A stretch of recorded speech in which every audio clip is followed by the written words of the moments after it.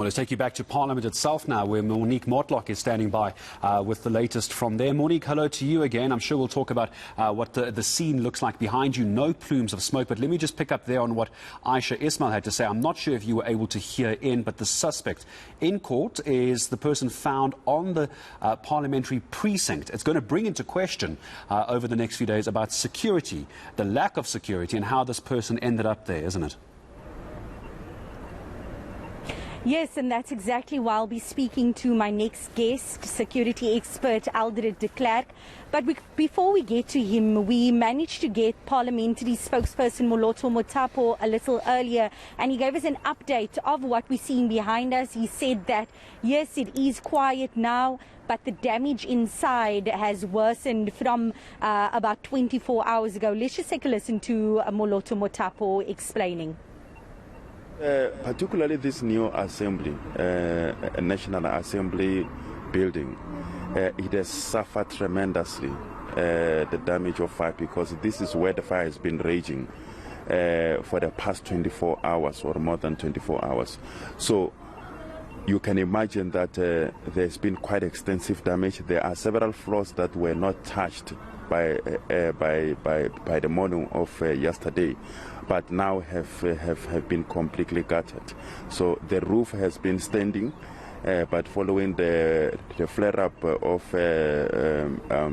at the afternoon of yesterday, it is now collapsed. So there is quite an extensive damage as a result, and particularly this building, it has suffered a lot. And but as we have said yesterday, a team of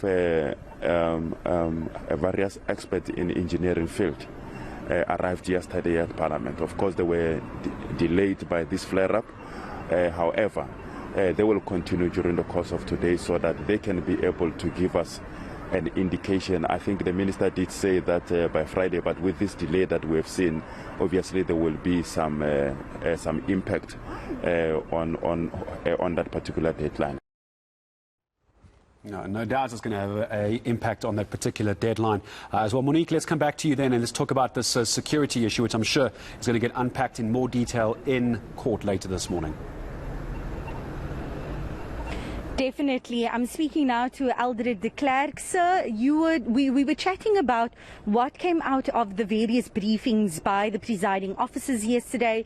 They were informing us that, or asking us as the media, as the public, as opposition parties, not to speculate about what may have happened, just to allow investigations to run its course. But what we were trying to press the speaker on yesterday is who should be held accountable, who will be held accountable, besides this 49-year-old suspect who's appearing in court today. Well, thank you for the opportunity to reflect on this. It is a national tragedy. It should be something that the risk of which should have been mitigated. And the start of it is by ensuring that everybody who's involved in securing the precinct of Parliament, both the people and the assets, are clearly on the so-called proverbial same page. So what's in the security interest of all of us as people?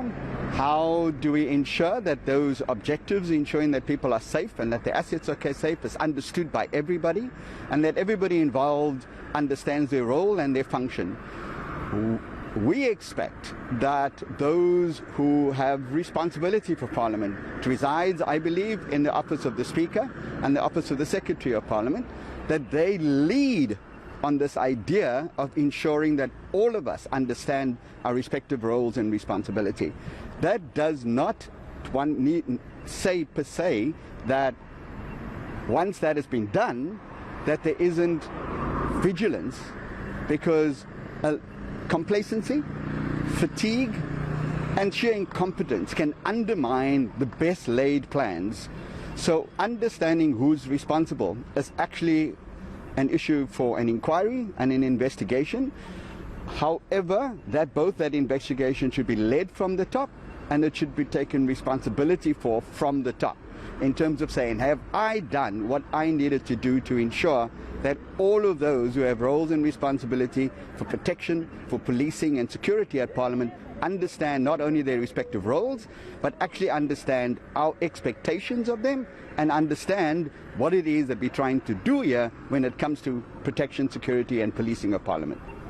Now, yesterday we heard from Public Works and Infrastructure Minister Patricia de Lille that exactly what you're talking about that complacency, about whoever may not have done what they were supposed to be doing, that they need to be held accountable. We heard the minister saying that the CCTV cameras were on, but it seems as if they were not being monitored.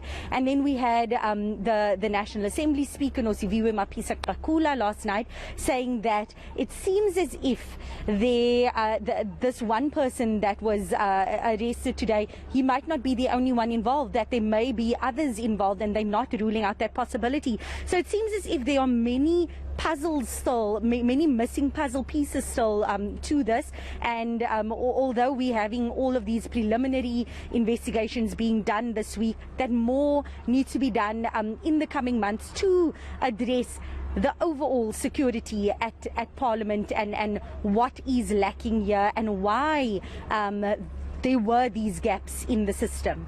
Well, one of the things that we who work in the global security industry would urge any of our principals to do is actually ask us to take a collective breath.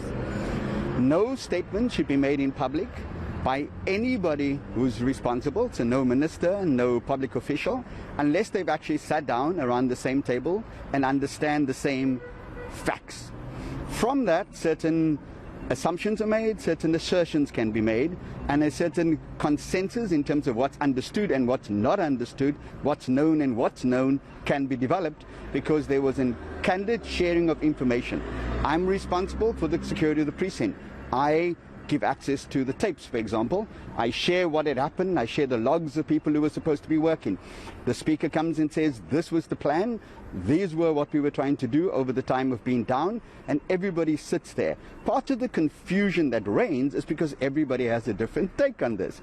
That's not helpful, because it will lead to the very speculation that we're saying we're trying to avoid, and you cannot but ask all of us to say, hold on, if one minister says this and another says that, and comes at it from a different angle, I'm confused. I don't have the same facts as you. So what is happening? You're absolutely right in saying it's too early in the investigation. Preferably then, you should simply urge the public to say a fire happened. We know we have a suspect. We don't understand the role of this person in what had happened until they've gone to court on the basis of evidence.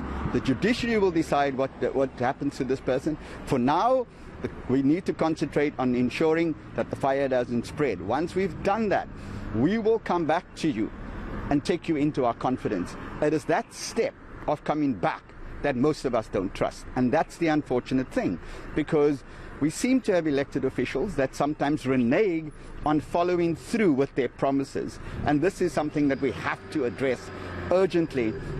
That's in the public interest to say, if you promise to come back to us, please do. And final question, what message or what do you think the global community is thinking looking at this? You mentioned earlier in our conversations before we went on air that we've seen various security lapses at a national level throughout last year. When we're looking at those Transnet being hacked, their IT systems being hacked, and now we see Parliament seemingly being breached. What message is this being sent to the global community, do you think, when we're looking at our security on a national level? Well, our allies and those in solidarity with us are obviously concerned. They're concerned that we seemingly are increasingly vulnerable and that we're not getting the necessary political leadership on this. The President, yes, has been inundated with things on state capture, on security breaches, on the July report. Maybe what we do need, and I know that he's convened a Security Council of sorts, we do need more eyes on what is happening And we do need a public conversation to say, let's not both reassure, but let's also ensure that you understand what it is that we are doing as your public representatives to both keep you safe and to ensure that our country is less vulnerable and less at risk from determined individuals or groups who may want to undermine our political, economic or social fabric. Any determined adversary can circumvent the best laid plans. However, we need to have those plans. Everybody needs to understand their role in that plans, and we as the public needs to accept some of our responsibility when it comes to that. That's a national conversation, and the sooner we continue that national conversation, we will both reassure our local allies, our regional allies, and our international allies that we are taking it seriously. And we understand that this is in our interest, but it's also in the interest of the region to ensure that South Africa is a stable democracy that is able to defend itself. Thank you very much. That was Aldred de Klerk, security expert, who can stand and talk to us for several hours on this issue of not only national security but global security and how that impacts what we here in South Africa do. Monique Mortlock, for the moment, thank you very much, from a clear-skied Cape Town for the moment, and no plumes that I can see, at least, coming from the parliamentary building, which is good news for now. Of course, we'll keep a very close eye on that. Any changes, and we'll go straight back to Monique Mortlock.